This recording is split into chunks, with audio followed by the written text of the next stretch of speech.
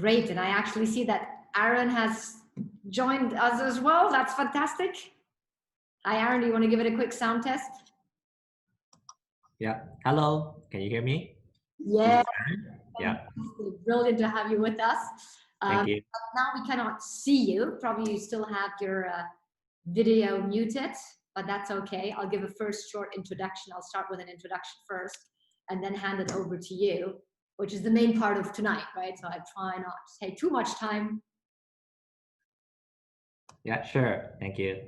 Okay, fantastic. Okay, so I'm gonna go on screen sharing right now. And here we go. And here we go. Fantastic. So we'll kick it off to make sure we're not going to get too much delay. Welcome everyone already on the line to our second pre-event of Hack.Asia, which is totally dedicated to the Microsoft Azure workshop. And we're super thrilled to have Aaron, the expert from Microsoft, with us here on the Hangout, and then to make sure that he presents to you, the power of Microsoft Azure, but also for you, once again, to ask the questions you want up front, hit the Q&A button, make sure you get out of the session what you need to be most and best positioned to win this hackathon. So we'll just run you a little bit through again what Hack.Asia is all about, talk a little bit about all the amazing resources and mentors that you're gonna have available, make sure that you have the most important event timelines and schedules in mind, talk a little bit about ourselves, so who's behind the Hack.Asia, the organizers, remind you that there are two different streams of challenges, and then we'll just, hand it over to Aaron. So for those who are really joining for the very, very first time and are not yet 100% sure if they should join Hack.Asia, or what a hackathon actually is. So a hackathon is a hack in a marathon. Well, not that marathon, because you're only going to get 36 to 42 hours, but it's basically really getting obsessed with the problem statement and finding an amazing solutions in the shortest time possible. So it is really the combination of problem solving, but also, involving communities, involving, getting validated feedback and putting the energy you can into these 36 plus hours to make sure that you come up with the best solution and win a prize. Now, talking about prizes, again, depending on the stream, you can either win, a POC, a proof of concept opportunity, or an internship. And the great news, you hopefully all have seen that you could also win money. And now for both streams, so as well the student and solo innovator stream, as well as the startup stream, in both streams, the best pitch in each of the problem statements can win money. You obviously walk away with tons of great experience and connections. We're going to talk later a little bit about all the amazing mentors that are coming into place. And if you do need to justify to whoever, your mom, your employer, what you were doing during these 36 hours, you will have an official certificate. So you can really prove what you were doing, and you're going to have lots of fun. We talk about positive energy. We're going to be there on the ground, have a fantastic drum beat, also with a lot of disturbance for you guys to make sure that you are entertained 24/7 during these 36 plus hours. With that, I just really wanted to highlight once again, this hackathon is part of SIS, Startup Impact Summit, that is part of the StartmeupHK Festival. So again, in terms of being able to have access to great resources and entertainment, you have automatically access when you're part of Hack.Asia to all the different conference tracks. So what is really the purpose behind Hack.Asia and the whole idea? It was, as actually Startup Impact Summit in general, but here even also more particularly really celebrating the amazing creativity and entrepreneurial spirit that we have here in Hong Kong, and really showcasing the impact that technology and innovation can provide and the solutions that you're gonna hack and present to the teams. So with that, really unleashing the entire power of the ecosystem that is you, of course, but once again, also the great resources and mentors from the business units and external mentors that we're going to bring all together, which is once again all about making impact and then showcasing this impact of the combined strength. So in summary, what should you expect? So the kickoff is really on July 6th already in the evening, and then there's 36 hours plus hacking, okay? So some people during a hackathon always decide not to go to bed and sleep at all.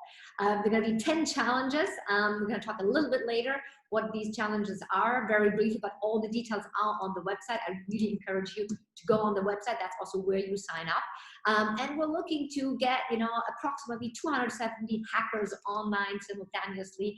And there is a winner for each of the challenge, but there's only one grand prize winner for the grand prize. Okay, so again, make sure you put everything on your side to win this. So talking about mentors, you will be accompanied throughout the hackathon, because we really want to make sure that we keep you awake and engaged and really focused on bringing the best solutions to life, but also really, again, for you having amazing resources. You will have one team mentor, a dedicated team mentor for you, in the sense that this is the go-to person when you're really lost and don't know how to, navigate. So that person can already give you, a first type of answer to some of your questions and problems, but also then help you, guide you through the tools we're using, on Lark, but also to the business experts and the external experts. So again, I'm not going to take too much time away from Aaron. Look on the website, what the business experts stand for, what the external experts stand for, and then make sure that you slot your, appointments with these guys in for you to get help. So in terms of timeline, today, as I said, it's the second pre-event. We already had an amazing pre-event last week where we went a little bit more, into the different problem statements. This is a recorded event, so you can really go back and have a look if you missed that.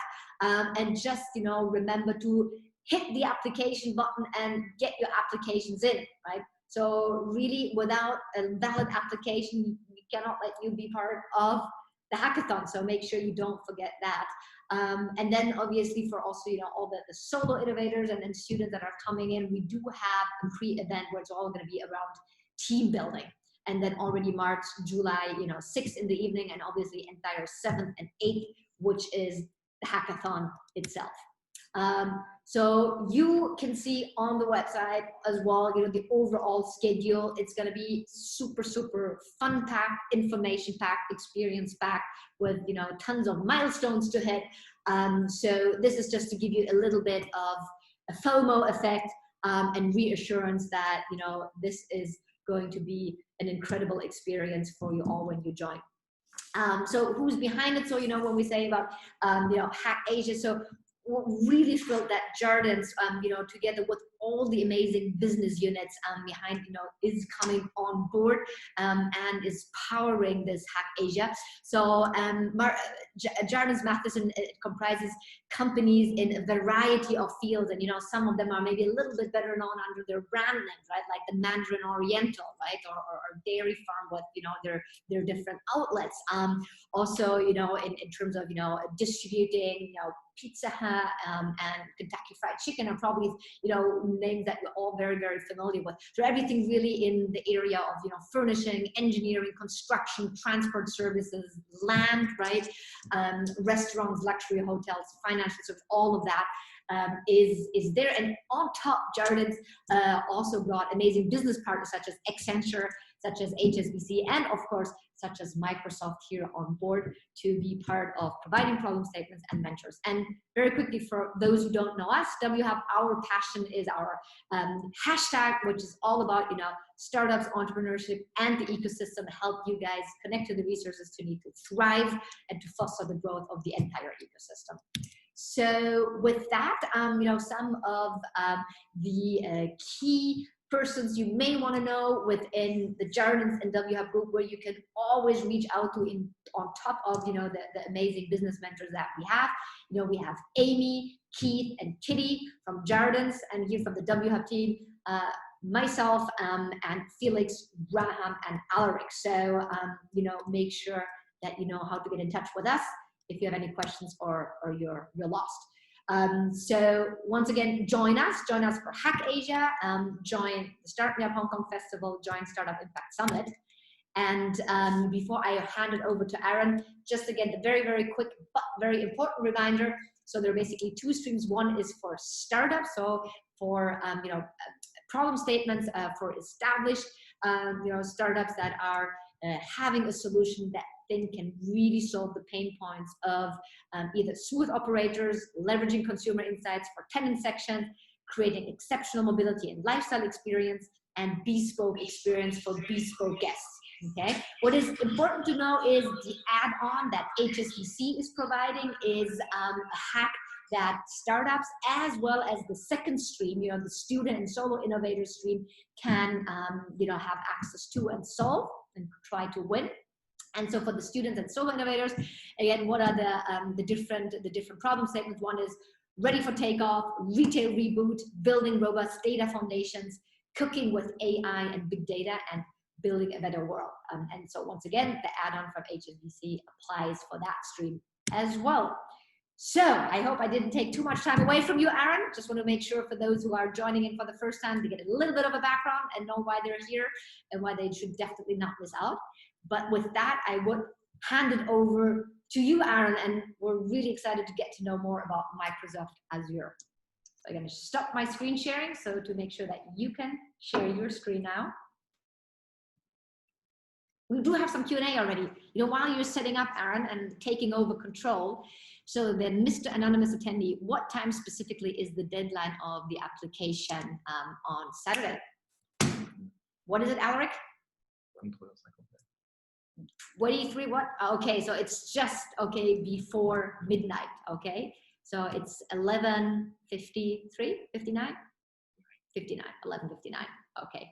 Anonymous Attendee, hi, could we possibly be given access to the recording after the event is over?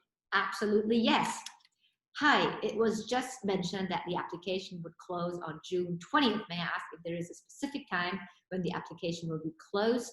Yes, 11:95, absolutely. So the second one, 1 minute before midnight. And then another anonymous attendee, where can I rewatch the first pre-event? I think the link should be, right, available on the website?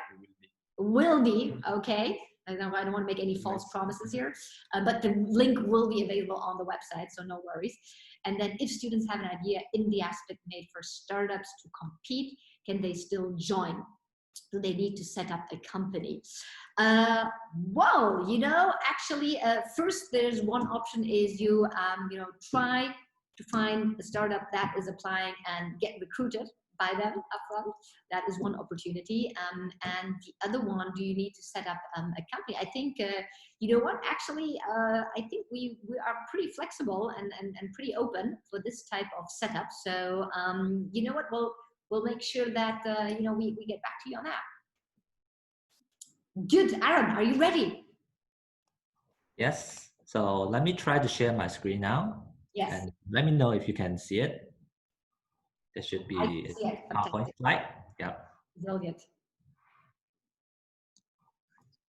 And this should be the browser, my web browser, for the demos and for the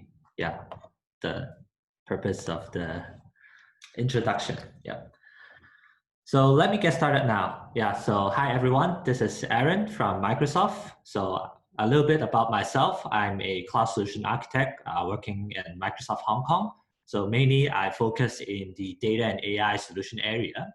So I mainly work with my customers, which are mostly the enterprise customers and also some of our public sector customers, including governments, universities.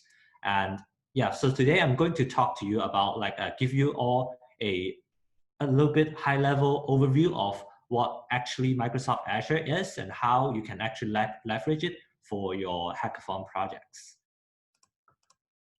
Okay, so in case you don't know, Microsoft Azure is actually our public cloud service, and it is also one of the most popular cloud platforms nowadays. And there is really a lot of different components or different services you can use within Microsoft Azure.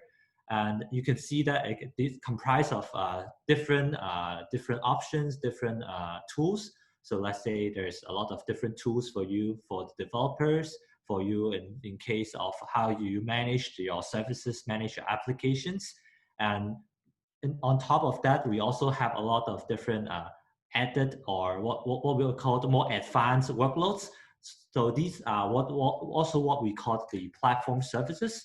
So imagine you will have to deploy a web application. You want to have managed databases on the cloud, which can easily spin up and just use it without any more concerns about the underlying infrastructure. How you can how do you operate those compute virtual machines, networking, storage, security, identity. All these stuff are actually managed for you. And when you are using all these kind of platform services, it's really good that it's really easy to use. You just simply with a click of a button, then you can just provision the database, provision a web application, provision a container, or some of the AI and machine learning services that I'll mainly cover later on. Okay, so first of all, I think it's quite important for you to know how to get started with the Azure platform, right? So, so you can actually go to our link, this link, or you can simply search in your favorite search engine to search for Azure free account. And then if you, let me switch to my web browser. So this will be the link. And then you can easily get started to claim your free account. So this will be a free trial account with 12 months of different free services. So according to, as you can see in this screen, there's actually some of the services that are always free. And if you sign up for this free trial account, you will also be granted a $200 USD of credits so that you can explore different other options within the Microsoft Azure. And you will also be granted a 12 months of some of the very popular free services, and that will be very useful for you in your hackathon projects. So if you just simply click on this Start Free button, and you can follow all the steps. And of course, it will actually ask you for your credit card information, but this is actually just for the verification of your identity, and it will not charge you unless even after the free trial period, it will not charge you unless you have given your explicit consent to do so. Yep. Okay. So for the other, for the other options, so if you're eligible, if you are a student, you can actually search for Azure for Students. So this will be another link for you. So you can see there's a students after the link. So if you go to this link for or you search for the Azure for Students, then this is actually the other link for you to claim your account. Where if you are let's say if you're a university student, you can actually use your university email to activate the account. So with this option, you do not really need to use your credit card for the verification purpose. And here you will be granted around $100 USD credit for you to use and explore with the Microsoft Azure. So simply, I think you can just click on the link and to follow the steps to do it. Okay, so I will not talk too much about those registration steps. Feel free to let me know if you have any questions or issues when signing up for the account for you to get started. So now I'm going to show you what is the interface of Azure. So if you search for portal.azure.com, so this will be what we call the Azure portal, where if you log in with your account that you have just signed up, and this will be the main interface you will see. So from here, you can actually easily create different resources. So within Azure, as I mentioned, we actually provide a lot of different services and different kind of tools and options for you to choose from. So from here, there's actually a lot of different categories, or you can simply search for what is the things you want to do with Azure. So of course, you may not have an idea about, oh, what should I use for this hackathon, or what is quite easy to use or friendly services offered by Azure. So this is why I'm going to talk to you, and I'm going to introduce some of the very useful services and more specifically in terms of the data and AI area. Yeah. So from here, you can see the instructions. It's just like online shopping. You can just choose whatever you want and to create those servers when you see it. Okay, so I think since this is a hackathon, I mean, a lot of people will, of course, focus on developing a application and developing their own solutions. So in terms of the application development area, there will be, I handpicked some of the quite useful or like most popular services on Azure that people will mainly use to develop with, to choose to deploy and develop for their applications. So for example, if you are a container expert, you may want to use Azure Kubernetes Service to operate your containers at scale with those kind of orchestration capabilities. But of course, if you are more going for the prototyping or more like a fast iterations of your application development, you can choose from Azure Functions, Azure App Service, where you can simply put your code onto the Azure without managing a lot of the underlying OS or virtual machines, all the stuff. So it's really easy if you search for App Service or search for Azure Functions, and then it will, let's say on the Azure portal, you just search for Azure Functions or Web App, and then it will, you can follow the quick starts and tutorials to see how you can actually create and deploy a quick web application in this case, in this scenario. Yep. So for logic apps, it's really easy to use when you think about how when you want to automate some kind of workflows, and it's really a good, handy tool because it doesn't require you to write any code. It's actually a drag and drop interface, and for you to use it, so you can just click what is the first step you want to do when you receive something. Let's say you receive something, some files on the Google Drive, and then maybe next step, you can click on it and to define what is next step after you receive a new file. And then maybe probably you want to trigger a function, which is an application logic. So something you write in terms of, let's say in Python, in Node.js, some piece of code you want to trigger with all these logics. So this kind of workflows. Yeah, so you can do it easily with the logic apps. So I highly recommend you to check out our documentations to learn a bit about what is the use of the logic apps and how do you develop with Azure Functions and App Service. So in case of, in terms of all these business insights, you may want to dig a little bit deep more into the data analytics platform, where you may have a lot of, let's say, traditional data. It's more focusing on the relational databases. You may have a lot of, let's say, CSV files, sample data provided by the organizers. So these are more like the data that you want to analyze and further to perform analytics or machine learning on top, so that you can find out more insights.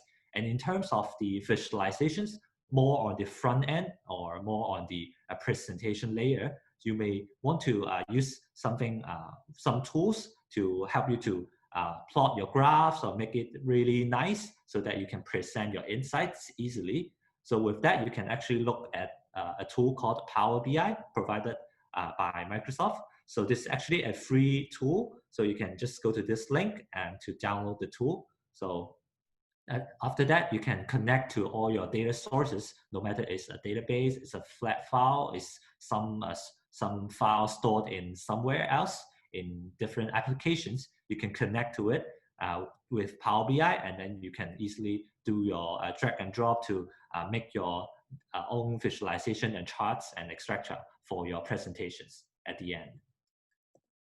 Okay, so I think one of the more like advanced or interesting scenarios is also around Internet of Things, IoT.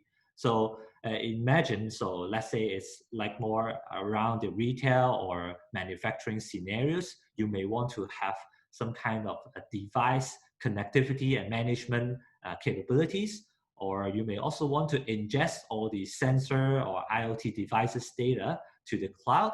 And then also from the cloud, you can actually control the edge devices as well. So these kind of capabilities are actually within the whole Azure IoT suite. So you may search for Azure IoT Hub or Azure IoT Edge to get started with all these kind of Internet of Things scenarios. So we also provide some of the pre-configured solutions, so what we call templates. So you can easily get started if you are looking for some of the remote monitoring, predictive maintenance, or connected factory scenarios. Yeah. So my main focus today will be introducing some of the AI services on Azure to all of you. So I believe because of the time, I may not have a lot of time to go through in details, but I want to show you there are actually three main AI service categories on Azure that you can leverage for your hackathon projects. So first of all, I will start with the pre-built AI services, and I'll move on to bot services. And at the end, I will also give you a highlight on what is the available machine learning services on Azure when you want to build something more customized and more suitable for your different scenarios and for more advanced features. So Azure Cognitive Services is really some of the pre-built AI capabilities provided by Azure. So you can see there's actually different categories that we provide. So in terms of vision, speech, language, decision, and search, these are all kind of mimicking what a human can do. So you may not understand what I'm talking about now. So I'll give you more examples and demos going forward. Yeah. So before I go into the demos, I also want to highlight some of our Microsoft AI breakthroughs. So of course, when people are talking about AI or like an AI advancement research, so a lot of people may think about, oh, all these Stanford, Google, or maybe all these kind of famous institutions. But actually, Microsoft, we also have a very great research team, and we actually have achieved a lot of AI improvements and breakthroughs throughout the past 2 and 3 years. So you can see that on this screen, in terms of the vision, speech, and language areas, we can also achieve human parity, which means that it is actually as good as human now in terms of, let's say, object recognition, machine translation, and also speech recognitions in different particular scenarios. And for the world records or these kind of different competition and benchmarks. So for our Microsoft AI services, there's actually a lot of gaining a lot of momentum and popularity as well. So there's, as of today, or this is actually some like old figures, but you can see that there's actually a lot of people, developers, and also organizations actually onboarded and is getting started with our Microsoft AI cognitive services. So here are the more specific scenarios or specific services that you can use within each of the categories. So for example, under computer vision category, computer vision is a very popular scenario where you may provide a image to the AI, and it will try to interpret what's in the image and what you can do with all these insights. Yeah. So I will try to give you some of the examples within under computer vision. So let's say OCR, I believe this is very typical scenario where you may have a lot of handwritings, or people may have a mix of printed and handwriting languages, and then you can actually also convert it to text. And then after it's been converted to text, you can do further things with it. For example, to get sentiment out of it with the text analytics APIs. So this is really about the combination of different cognitive services under each categories to achieve your scenario. So for example, you can also tell it to analyze your image. So here, if you, let's say this is the image that I submitted to the engine. So this will return different tags for you with a caption as well. So the caption is something like a description of the image. So it will say it's a close-up of food on a plate with a confidence score. So based on this kind of scenarios, you may imagine, so that I can have an application that whenever the user submits different kind of images, I can pass it to the computer vision service so that it can return all these tags for you to automatically tag the photo. And then after that, you may also use or leverage these tags to do other stuff on the downstream workflow. Yep. And of course, some of the people may always face this kind of scenario, is that, oh, it's too generic for me, all these tags returned by the computer vision API. So we actually have another service called the custom vision service, which allows you to build more customized scenarios. And you can also upload your own images and to train your own image recognition model easily without any kind of coding actually. So it's really easy to use, and you can just simply visit this link, customvision.ai, this link. And then after you sign in with your Azure account, you can actually see this will be the interface that you'll be seeing. You can actually upload your own images. For example, in your scenario, you may want to classify or identify different food within your images. So let's say there's an egg, there's a sausage, there's a tomato, something like that. So you can actually upload your own images, and then after that, you can draw your boundaries on top of different objects. For example, I may want to draw this. This is like as easy as tagging people on Facebook. So I will draw a rectangle around this to say and tag it as the egg. And then I can simply complete this kind of step for all the photos that I upload. So after that, I can just simply click the train button where this engine will help you to train all your images uploaded, and that will return you the AI model. So after that, with that AI model, it is as easy as passing the photo upload to the API, and then it will return you with this confidence score. So in this scenario, this is the new image that I uploaded, and then it will also show you where is the location of the your customized object. So for example, this is the tomato, this is the egg, and also it will return you with the probability, which is the confidence score as well. So that you can, based on different threshold, you can say, oh, I can confidently think that this is actually a tomato with a certain threshold. Yep. So if you wonder what it looks like, actually in this custom vision surface, you can visit this link, and after you have logged in, you can actually see that, oh, this will be the actual interface. Then you can add and upload your own images from your computer, and then after that you can click into it and to tag it, and then to train it. And on this portal, it will actually also show you what is the performance. So what is the precision, recall, and the accuracy and the performance and ratings.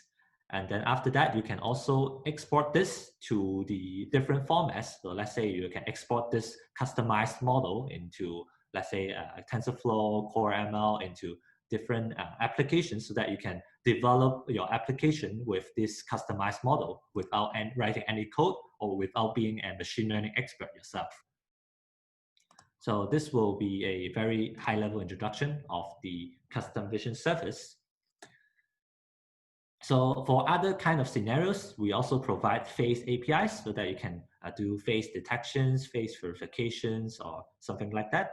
So simply, this is just like a sample API return results. So this will be highlighting a man, and there's also different attributes that you may leverage. For example, it will tell you what is the emotion, what is the age that is guessing, and whether there is other attributes of this face. For example, in case of some of the face verification scenarios, you can give it 2 photos, and then it will tell you the probability of what actually is what is this? Is it the same? It belongs to the same person or not? Yeah, this is the confidence score returned. So some of the case references is that actually for the Uber in the US, all the driving before the drivers they log into the Uber driving application, actually they have to verify their identity before. And then instead of developing all these custom face recognition models, Uber actually leverage our Microsoft Cognitive Service face APIs for this kind of purposes, so that it can enhance the safety for both the passengers and all the drivers as well. So that every time the drivers log in or start the trip, they have to, before they log in, and they have to verify their identity with taking a selfie. Yeah. So you can see it's as easy as using a API, but it can also be very impactful, and it's actually integrating in a lot of different scenarios. For example, for face API, you can get the emotion, and maybe from the emotion, you can tell whether a customer or a user is happy or not, or what is some kind of possible other user scenarios. So for the video indexer, you can also upload a video to this video indexer service, and then it can actually help you to identify what is the key faces or key persons within the video. And then when you click on a certain person, it will actually show you what are the exact video durations, or what are the exact frames that contains this face, and then what will be the emotion of the speaker, and what are the keywords from this video. Yeah. So I believe, yeah, you can try to brainstorm what would be the possible scenarios about how you can analyze the video and further process it to achieve some of your desired use cases. So for the speech services, I believe it's very straightforward. So you can do speech to text, text to speech, or maybe probably speech translations if applicable. And for example, we have a case reference for McDonald's in the US for the drive-through stores. So you can imagine, so I will quickly show you this kind of demo.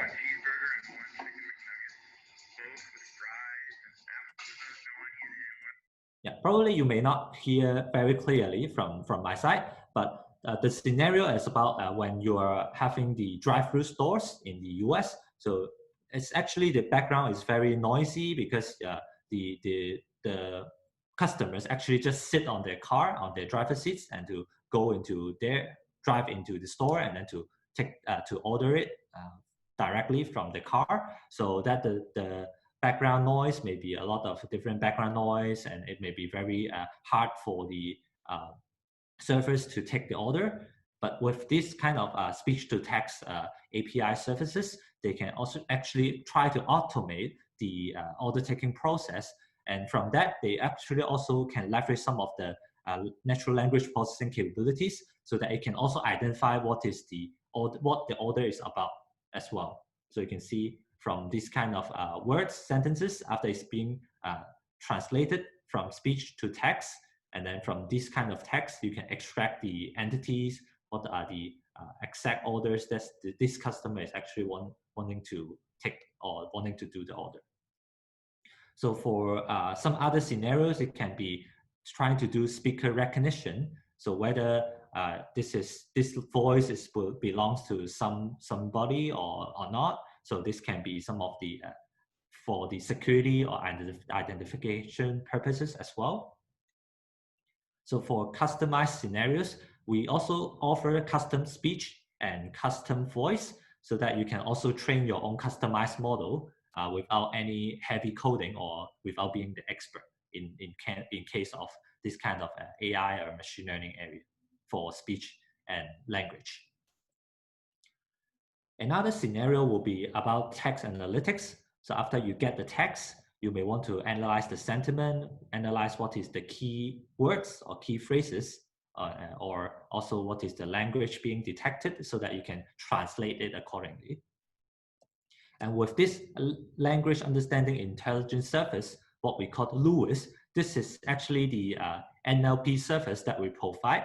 So you can try to train your own NLP model without heavy coding. So for example, you may want to, for example, a commonly used use cases in the bot scenarios, where you may want to classify the intents of the users. So let's say this is a hotel booking scenario. So some of the intent may be room booking would be one of the, absolutely one of this intent. And then you can specify some of the examples here. And then you can also specify what is the entities, what would be different variables that the users, you are expecting from the users. So for example, booking a room type from a start time and end time, something like that. So you can provide this kind of examples to train your own NLP model, so that next time when you expect a new sentence or new text, you can actually return what is the most accurate or most expected intent, and to process it based on those logics accordingly. And for the translation text, you can actually try to explore with our translator text API as well.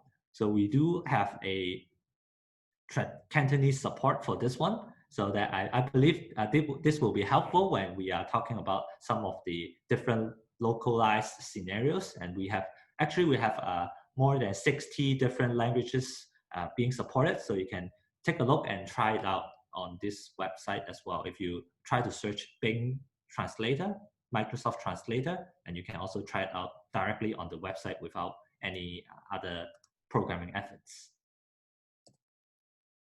So for the Q&A maker, so this one is really easy to use when you are having a question and answer, this kind of scenarios. So for example, if your bot is expecting a lot of questions from users or from your customers, and you can actually have this service. So after you go into this service, you can create a knowledge base where you just provide what is the existing knowledge base or FAQ question and answer pairs to it. So let's say this is the FAQ page of the Microsoft website. So there's a lot of questions. What is the product key? This is the answer. Product key is something, something, something. And then after that, you can go into the Q&A maker where you provide this website to the service, and it will actually help you to build up the knowledge base so that next time when someone asks a question, it will actually return the corresponding answer automatically. So imagine this is also one of the intelligent agent or like a chatbot scenario where a lot of you may expect a lot of users asking similar or repeated questions that can be automated, and especially when you have also a lot of predefined question and answer pairs that can be easily facilitated as well. So finally, I think some of the web search scenarios will be useful as well. For example, you can have a new search, you can have visual search. And so visual search is more about searching by image. So you can search, so let's say I am a online fashion retailer. So I may have a dress, and I can also search for all the similar dresses on the website, on the World Wide Web and on the internet, about what are the other similar offerings from my competitors or from other shops. Yeah. So you may think of how to leverage this visual search or the news search when you want to perform some kind of social listening or like a kind of analytics scenarios. So this will be the website where you can search all our cognitive services. So if you go to this one, cognitive services. Okay.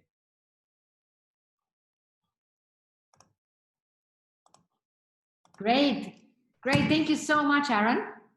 Yep. So this will be the website, and everyone can go into this link and to see how they can actually leverage this different kind of services and to try it out as well. So do I still have time? I actually have something more to cover, but I know... You totally have more time. Sorry. Absolutely. Please go ahead. Yeah, sure. Thank you. And I mean, at the end, we're going to leave a little bit time as well for Q&A, you know, if there's some specific one, even though I can see in the chat right now, there are no Q&A, but yes, continue. Okay, thank you. So the next kind of service category is about bot services. So as I mentioned about, it's actually quite popular nowadays to have having an intelligent bot or like a intelligent agent for you to handle all the scenarios before passing the question or passing the queries to the real agent or real person to handle it afterwards. Yeah. So from Microsoft, we actually have a lot of different offerings. So the bot builder SDK is actually open source solution, open source framework for you to build your bot. So after that, after you have followed this bot builder framework, you can actually quickly get started to develop all your chatbot logics, and you can easily deploy it with the Azure bot service. And also, if you go to Azure and search for it, you will see it, Azure bot service. You can quickly deploy your chatbot into Azure bot service. And one of the advantages is that it comes with a lot of predefined channels. Channels is something like different connectors to different social media platforms, for example, Teams, Skype, Cortana, or different other channels. So you can see So after you only need to develop the chatbot logic once, and also it can integrate well with all of the previous cognitive services that I've covered. So maybe you want to incorporate some of the search logic, some of the Q&A, some of the translation logic within your bot. And after that, you can deploy it directly onto the Azure bot surface. And after that, you can configure the channels. So let's say it's the web chat, whether it's connecting to Skype or Slack or some other Facebook Messenger as well, some other different platforms.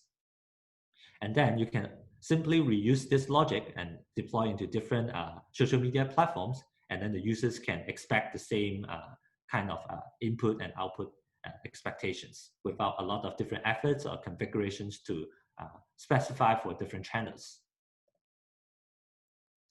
So it's really easy, and I will highly encourage you guys to follow the quick steps. Choose your own favorite language and development platform. Get started with our templates, and then to deploy your blog. So I believe everyone is quite familiar with the bot use cases either locally in Hong Kong or around the world. So this is just some of the use cases. Let's say for MTR, they also have a chatbot. So where the customers or the users can actually search for the locations. So from one point to another point, what will be the fastest way, or what is the expected route and the travel time? And on top of that, you can actually ask the bot other questions as well. So for example, what are the famous tourist spots or like the destinations around a particular specific MTR station? So this will be one of the more engaging channels for the company, for MTR, to reach out to their end customers.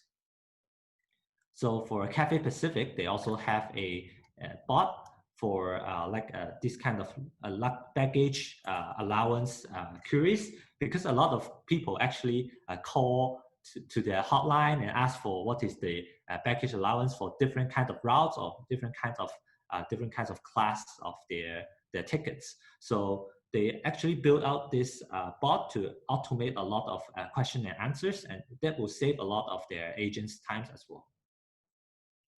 So the third category on Azure will be more customized scenarios. So if you are more the expert, or you want to build something more from scratch, you may consider this kind of customized scenarios. So we have something called Azure Machine Learning Service. Again, you can search for it on the Azure portal. So this is a really good service. I would recommend all of you to try out, because it have different tools designed for people with all different skills levels. So either it can be web-based, or it can also be a code-based experience with our Azure ML SDK.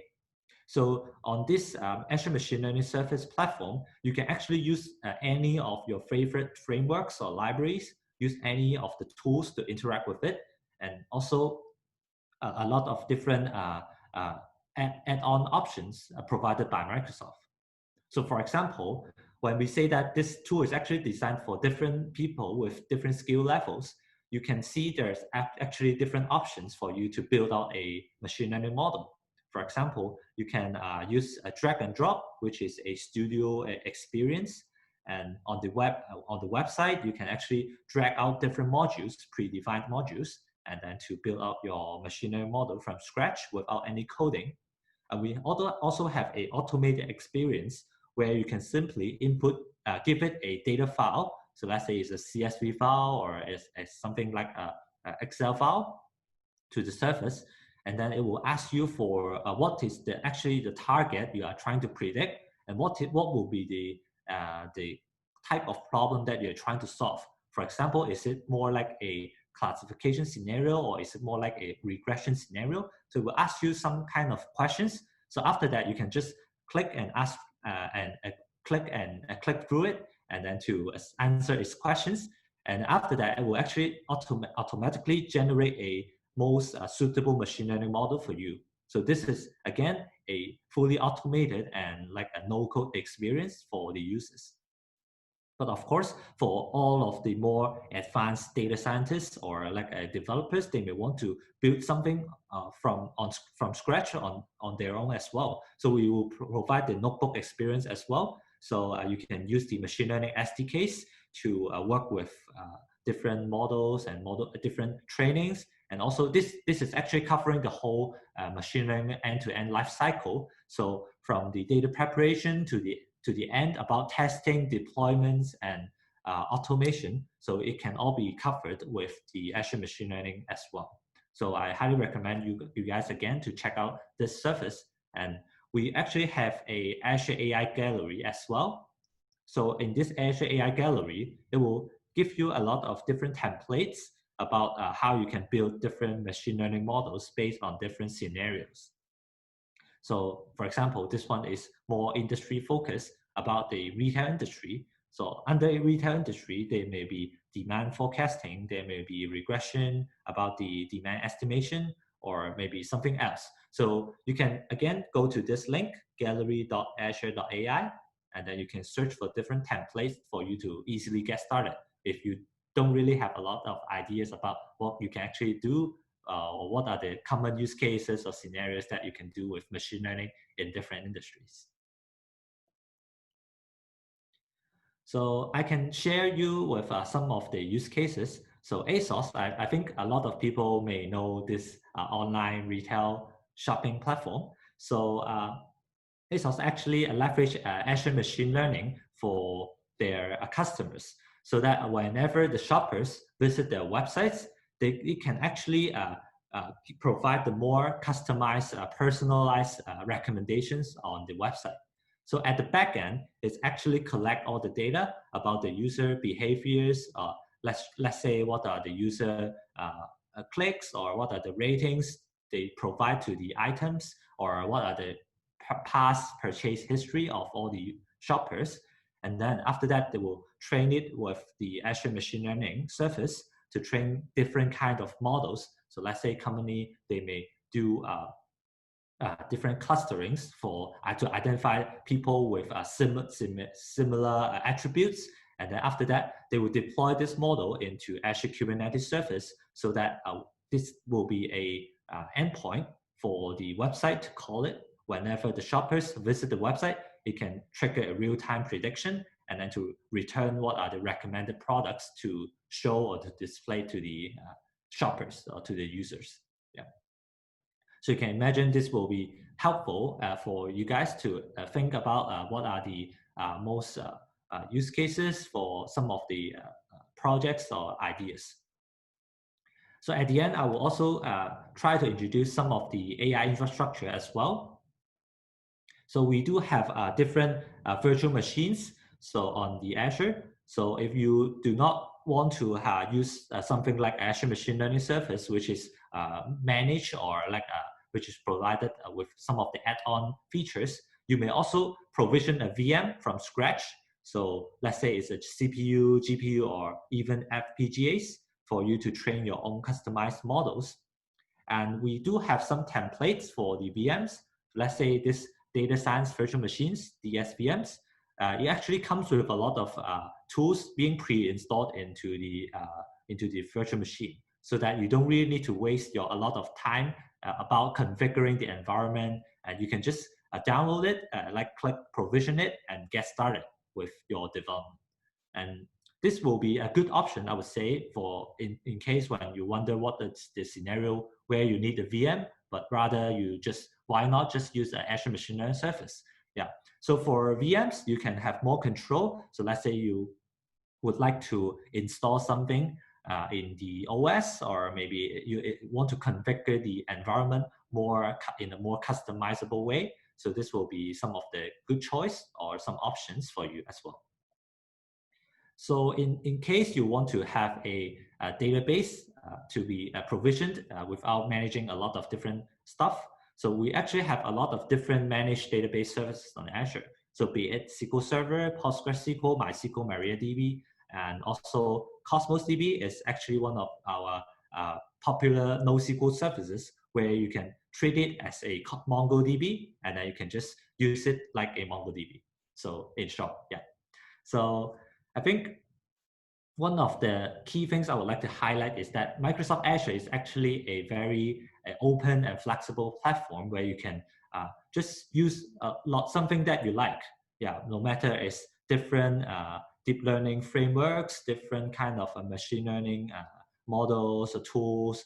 And if you are more advanced users, you may want to use something like a Hadoop or Kafka, Spark, this kind of different open source frameworks or tools. But on Azure, we also have this kind of open source compatibilities and this kind of options. And in case you are more like a developer, you may have like this kind of different open source options for you. So these are all actually workable on Azure. And on the Azure Marketplace, you can actually search for some of the products. It should have already some of the templates or some of the images available. So you can just click on it to provision it. But if not, it's also actually workable with some of our like a pre-built services or like a managed services provided by Azure. So this will be, yeah, so I hope that this is a good introduction to all of you. And here is a quick cheat sheet for all of you. So whether when you're thinking about building up a machine learning or AI models with Microsoft products, so you can actually follow this kind of a map to think about, oh, actually what is the most suitable scenario or what is the most suitable option for you to use when you're trying to build up any more advanced machine learning use cases. So with that, I think that will be the end of the presentations. So yeah, let me see if there is any questions. Fantastic. Yes, absolutely, Aaron. So there is some questions in the Q&A, and I can actually help you and you know, address them to you. You can answer, and I will type your answer kind of like as you speak. So I think the first question was about, do the speech APIs work on music as well? Not sure if you can see it.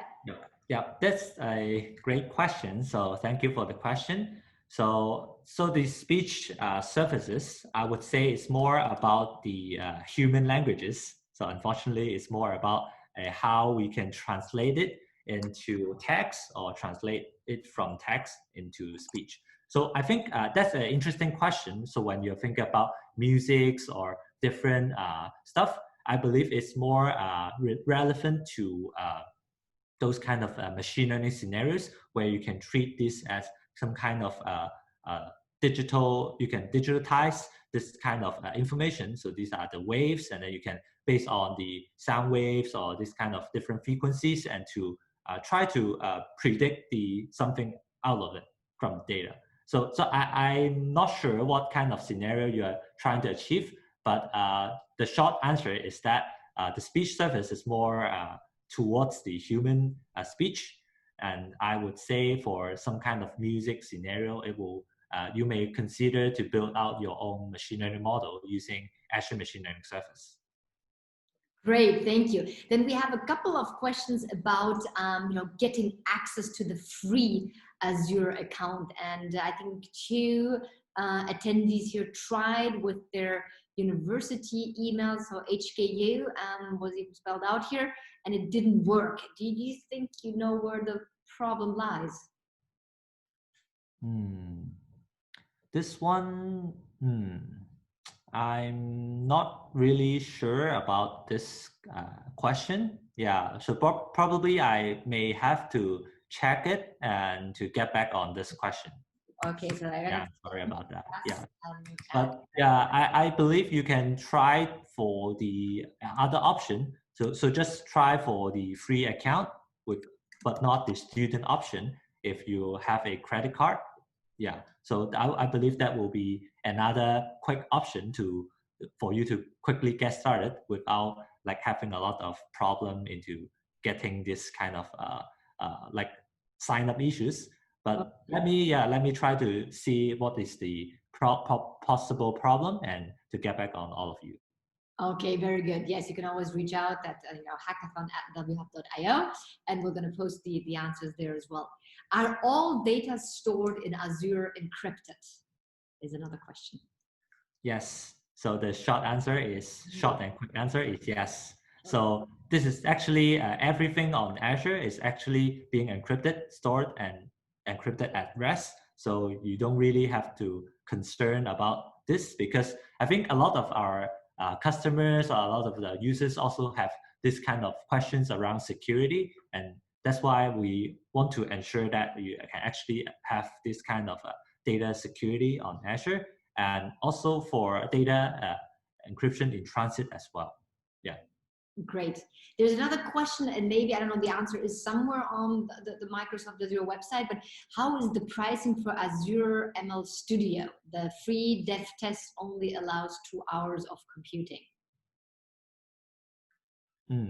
Okay, so I think for this question, you can actually, for the pricing model for Azure, so you can actually search for the different, our different specific services, because all of the services, they have a different pricing model, I would say.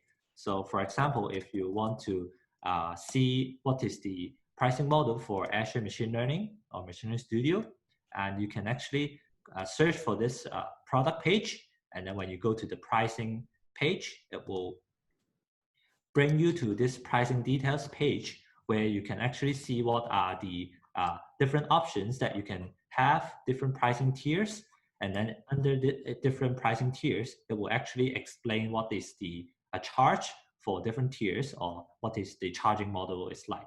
So for this one, let's say it's more like a charging by the runtime. So how long have you run for the underlying VM type? So something like that. So if you were thinking or wondering about how about the free credits, like what is the after you use up all the free hours, then I would say you can. So that's why you may probably need to sign up for the free trial or the Azure for Students, where you can get like $100 USD credits or $200 USD credits, and that will be deducted from the free credits afterwards. Yeah. Okay, great. And actually, Alex from Microsoft, who is also joining us on the call, just reminded us that Microsoft will also be providing Azure passes and credits for participating teams. There is another question. If I'm an enterprise user, which services should I select to migrate the existing enterprise application to the Azure cloud computing platform when provided these 3 different computing capabilities? So web apps, cloud services, or virtual machines. Okay, so I believe you can actually go for different options. So for example, if you're trying to migrate your virtual machines to Azure, to the cloud, to the Azure cloud, so there's actually a Azure tools migration service called the Azure Site Recovery, so that it can help you to easily migrate your VMs from on-premises or from different other locations to the Azure. Yeah. And for some of the web apps or cloud services scenarios, so I would say it really depends on what is the existing, let's say, language or frameworks, or what is the applications look like. So some of the scenarios like to modernize the application. So if it's like it's already a container, I believe it will be very easy to just to provision a container service on Azure to run it. So, but if not, I believe you can actually deploy your application code into Azure web apps, or maybe different kind of development services on Azure, so that you can take your code and then to deploy it with our platform services easily. Yeah. So I think this depends on the complexity of the application as well. So regarding the database migrations, we do have a service called the Azure Database Migration Service that will help you to easily migrate your data from your databases on premises and into the managed services on Azure. Yeah. Okay, great. Then there's another question, which is, I think, more general Hack.Asia question. Are we supposed to use Microsoft Azure to build our model? So you're strongly, obviously, encouraged. It's not mandatory. So, but obviously, given that we have the experts and mentors with us, you probably would love to try to build it on Microsoft Azure. But yeah, it's not mandatory.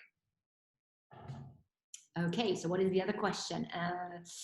Adding on to the previous question, good day. What are the expectations on contents for the PPT submission for the first round, and what additional contents in the PPT could possibly provide my team an edge?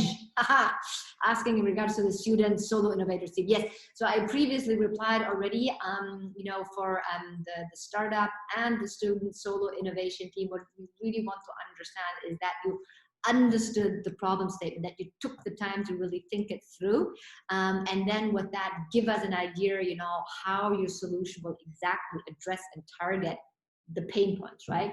Remember, in startup world, you always start with the problem first. You can obsess with the problem and the pain points.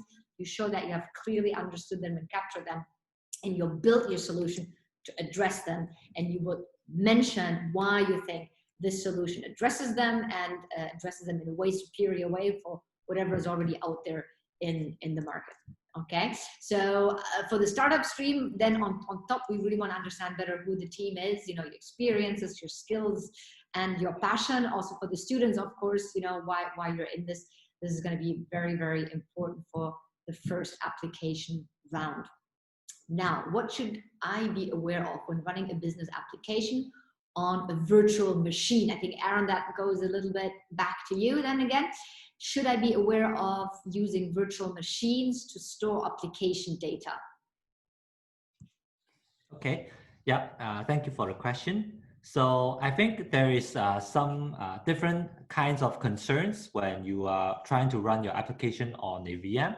So I think first of all, of course, is to how you can correctly size your VM. So choose the correct virtual machine type for your application. So if you go to our Azure virtual machine website, so it should have a list of different SKUs or different options for you to choose from, like how many RAM, CPUs of a machine that you need. And on top of that, you may also need to configure what is the disk.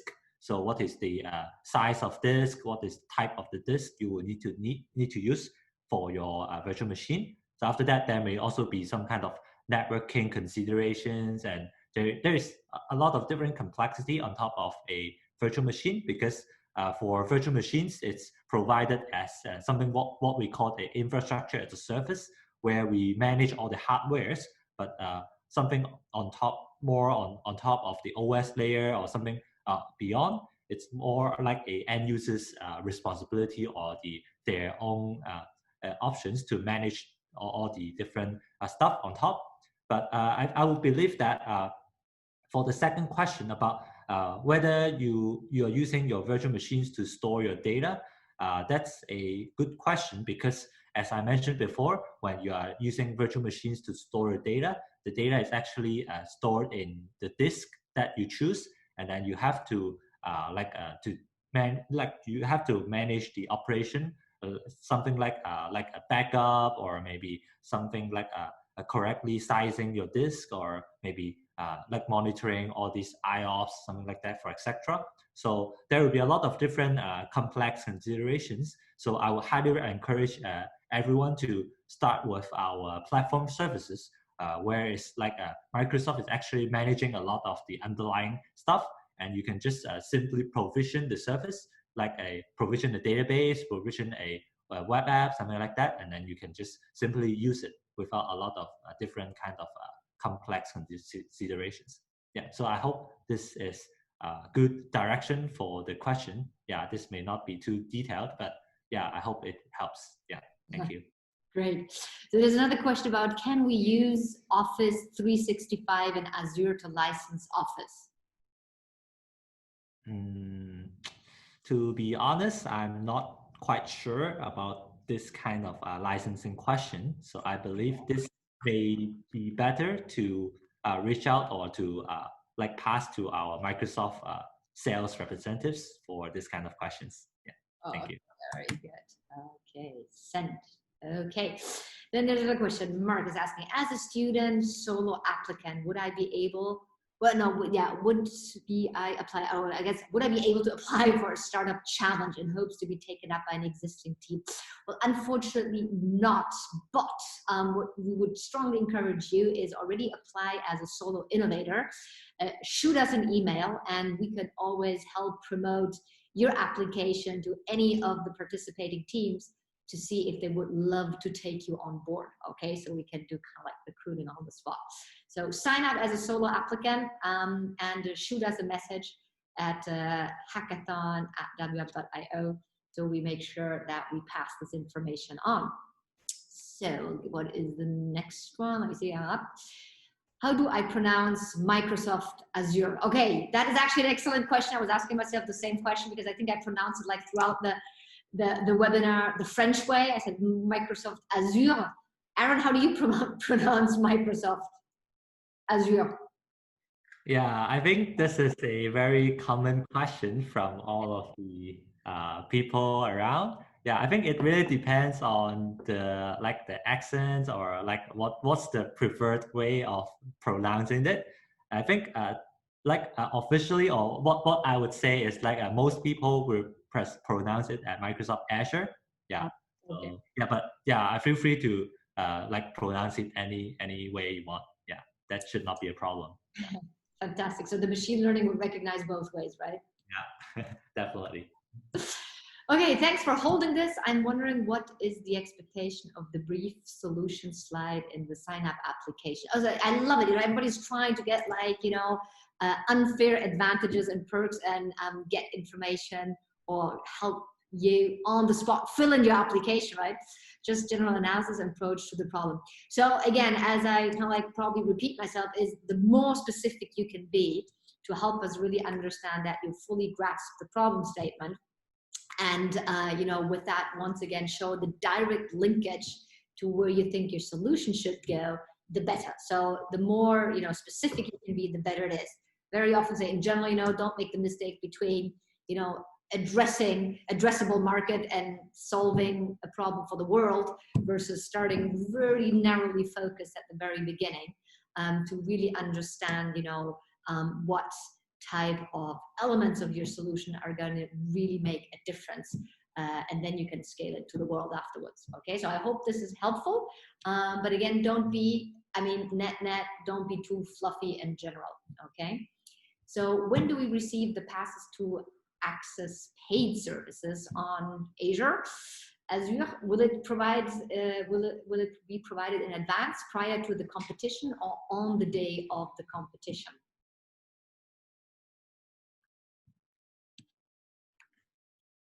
Aaron, anything? I think from us, and what we're gonna onboard, of course, is we're gonna have a session planned during the hackathon where we're gonna onboard you guys at the hackathon, so at the very beginning.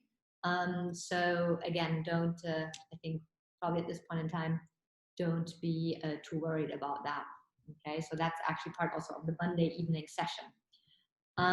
Can we add additional slides for appendix and references? Can we add additional? So I have a look in the application, right? So there is actually a link where you can put Excel attachments and things like that. And so the short answer is yes. So go ahead. Christopher, for Accenture's case, what if we have references from competing consultant companies? What do you mean with references? If you refer to solutions or we refer to data, that's Christopher, right? Christopher, can you just give it a little bit? What do you mean with reference? Christopher, are you still with us? Let's see. What do you mean by references? Recommendations? Let us know. So I mean, just again, to be very clear, you know, share only what you're allowed to share. You know, if this is confidential information that you got from other companies that you're not supposed to share, obviously we are not asking you to share that here either. But yeah, Christopher, if you're still on the line, I'm not sure if I understand your question fully. If you have, you know, reports or anything in the public domain that is available and you leverage that, of course, do so. Good. I think we actually planned to stop at 7:15, right? And just in the interest of time and be respectful to everybody's time and also to you, Aaron, we're gonna stop it here. Obviously, you know, keep the questions coming. You know where to find us, how to reach out to us. Aaron, I really wanted to say thank you. Really, it was super insightful. Thank you for taking the time and setting everybody here up for success. So again, this is recorded. Everything's going to be posted tomorrow, also from the first session, so you can go through it again if anything was too fast or too quick. So yeah, Aaron, do you want to say any last words or so? I really want to say thank you. Yeah, thank you everyone for staying with us and joining this pre-event. Yeah, and I hope everyone is not limited by what is the capabilities of the technologies, but rather to think about like what you can actually do with all these kind of cool technologies and different tools. Yeah, just try to be imaginative and like innovative. Thank you. That was a beautiful closing word, technology as an enabler, not as a solution. Fantastic. Aaron, thank you so much. Thank and you. we're hoping to see everybody at the hackathon. Bye, guys.